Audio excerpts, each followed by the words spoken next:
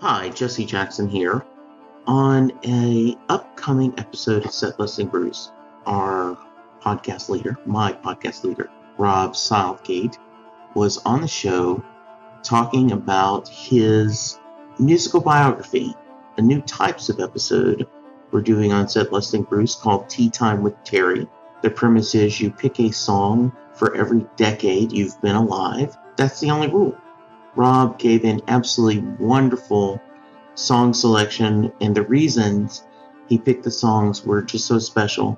Look for it in the Set Listing Bruce feed soon.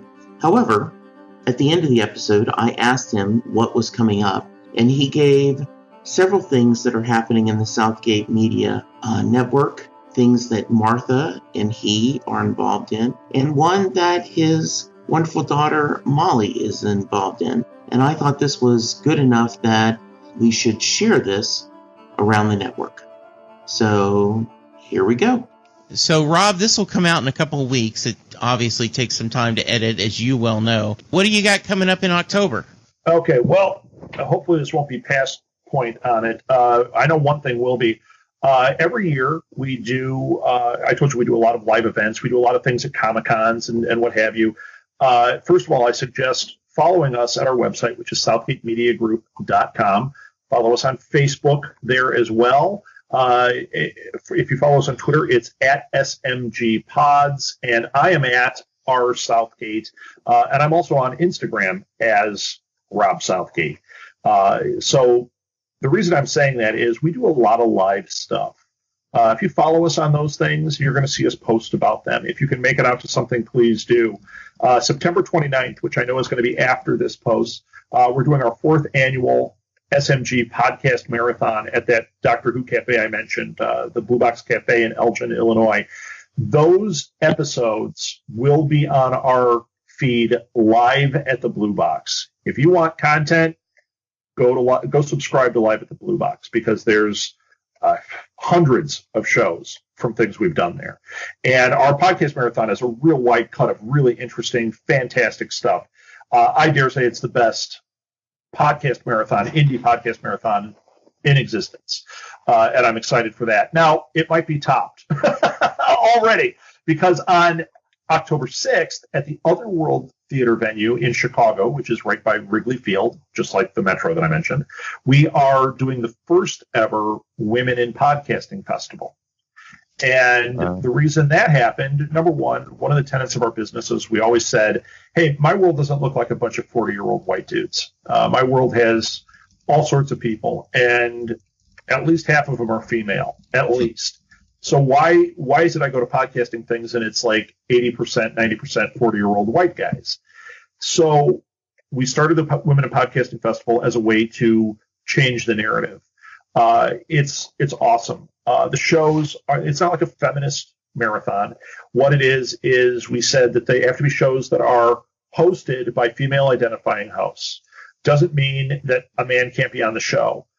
So like, we do Orange is the New Black. If Martha's the host for that, I can still be on the festival with her hosting because it's her show, right? What we put together is just an absolutely fabulous lineup. It's a daytime performance. If you can make it, that one, because we had to pay for a venue, we do have to sell tickets to that, and we really, really need to sell tickets. Now, if you can't go and you want to support us, you can either order a ticket and just not show up, which would be terrible, or we do have a donate button at the website. If you go to the website, click on the poster for WIP, Women in Podcasting Festival, and there's a donate button there, and you can help support it, because if we don't sell enough tickets, guess what? We can't do this again next year. And we've already got women that are writing us from all over. People are coming in from all over the country to be on this marathon, this festival. It's 5 hours, and I mean we could do 3 days with it, but I can't if we don't sell any tickets. So it's just a really important thing that's very special to us.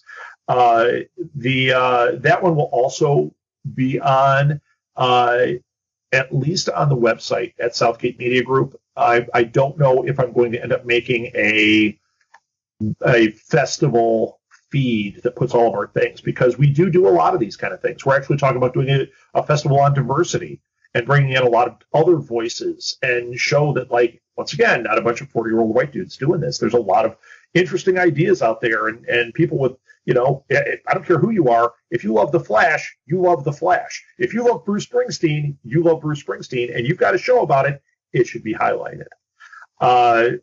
Let's see, what else? We're always doing stuff. If you just got to follow us on things, and you'll see it on there. We do have a Patreon as well for Southgate Media Group, and Jesse and I have been talking. We are going to actually set one up for Set Listing Bruce.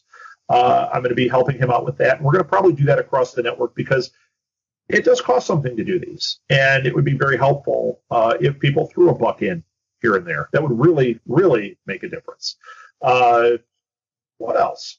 One more thing. If you happen to be in Chicago during December, Molly is starring in a show at Otherworld Theater. It is the world's first science fiction and fantasy themed theater, exclusive theater. And this is their inaugural year. And for their Christmas show, their holiday show, they're doing a show called The Winter Wolf. And they actually wrote it with Molly in mind as the lead. And she is going to be doing 20 performances. So if you can be in Chicago in December, come see The Winter Wolf, because you heard me crying here. You're going to see some tears in that. It sounds lovely. It's emotional, and it is science fiction-y. It's based on a German folk tale.